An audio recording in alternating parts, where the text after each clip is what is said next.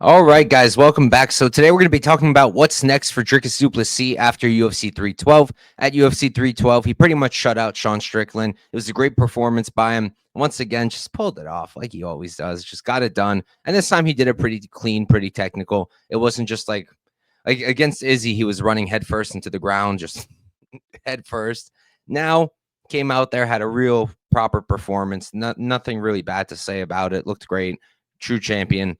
And it's pretty exciting to think about what's next for him because the middleweight division's pretty damn solid right now. There's a lot of people coming up, and it was kind of quiet for a second, but right now I think it's actually a lot of fun. And there's a few options. I think the most obvious, I think the one that Dana's shooting for because it is the money fight. It's the real money fight. Is Dricus du Plessis versus Khamzat Chimaev. It's probably one of the biggest fights you could make in the UFC right now. Everyone wants to see Chimaev just go already. There was a moment there where before the Whitaker fight, it was like, is he really even the goods anymore? So much time is passing. He's very inactive. And he comes out there, grabs my favorite fighter, takes him down, and just cranks him to removes his jaw pretty much. And just an insane performance. And you can't watch that and be like you can't not think this guy needs to go fight for the title. And then right before that, I know the Usman fight was shaky after the first round, but think about what he did to him in that first round. Like, has anyone ever and will anyone ever again do that to Usman? Just flattened him out, just pretty much 10-8'd him. That was like, the dude is different, at least in the first round, first two rounds. After that, yeah, he gets tired, but he fights through it. He's a beast. So I do really want to see him fight Dricus. I think that's the fight to make. That's the fight I want to see the most. I think it's the most exciting. I think he has the best shot at beating Dricus, and he's just a real hard guy to deal with. But so is Dricus, and that's why it's such a fun fight because it's like, how do you beat Khamzat? I mean, tire him out as much as you can, survive, and then yeah, maybe you can take him out in later in the fight. How do you beat Dricus? I don't have the faintest idea. I can point out to you errors in his game based on tape, but it doesn't matter. With him, it just doesn't matter. He's just different. Maybe it's athleticism. I don't know what it is, but he's a real challenge. That guy, like, yeah, his striking is sloppy, his takedown attempts are sloppy, but it all works. So I think it's a really compelling, really fun fight. I think it's the one that makes the most money. I think it's the one that makes the most sense. So I definitely think that's the fight to make. If not Chimaev, because Dana's saying that there's going to be no problems bringing him to the U.S. I'll believe it when I see it, so we'll see what happens there.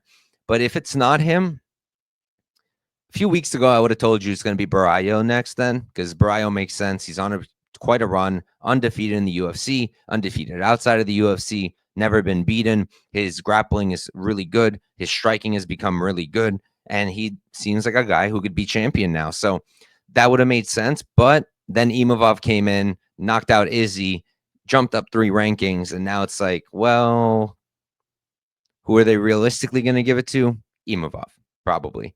So I think that if I would rather Barallo, maybe that's my bias. I just like Barallo a lot, and I think he is a possible future champion.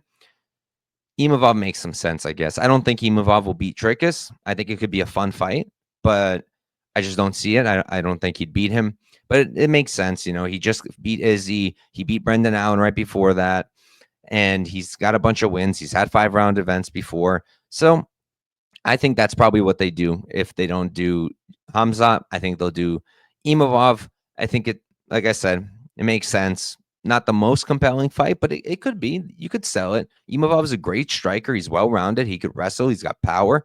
And Dricus is Dricus. So how does that come together? That could be a great narrative you could build up. Other option, like I said, Kai Barallo, undefeated.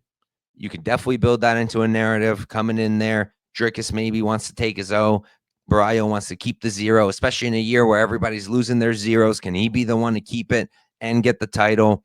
Can he implement his wrestling, his grappling? Can he strike with Dricus? I think that would be an awesome fight. I would favor Dricus once again, just because I'm not going to fade him with anybody outside of Khamzat, unless the lines are crazy.